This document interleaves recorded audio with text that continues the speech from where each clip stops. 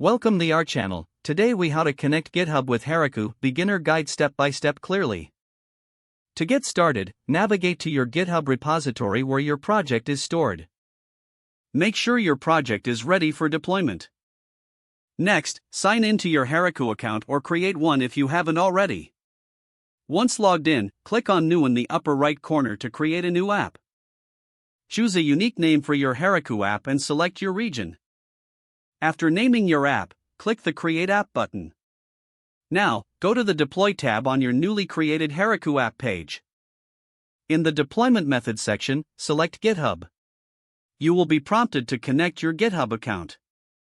Click on the Connect to GitHub button. A new window will appear where you can authorize Heroku to access your GitHub account. Once authorized, you'll be redirected back to the Heroku dashboard. In the Search for a repository to connect field, type the name of your GitHub repository. Select your repository from the search results. After selecting your repo, click the Connect button. Now you'll see the option to enable automatic deploys from the branch you want to deploy. Toggle the switch to enable automatic deploys if desired.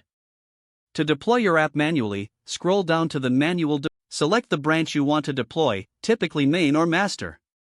Click the Deploy Branch button to start the deployment process. Heroku will now fetch your code from GitHub and deploy it. You can monitor the deployment progress on the dashboard. Once the deployment is successful, you will see a confirmation message. To access your deployed app, click the View button. Your app is now live and connected to GitHub. For further updates, simply push changes to GitHub, and Heroku will automatically deploy if enabled. You're all set to manage and deploy your applications seamlessly with GitHub and Heroku. If the page does not load, refresh the browser or try again in a private or incognito window. Make sure you are using the correct email address, then retype it carefully to avoid small typos. If your password is not accepted, use the reset option and create a new strong password you can remember.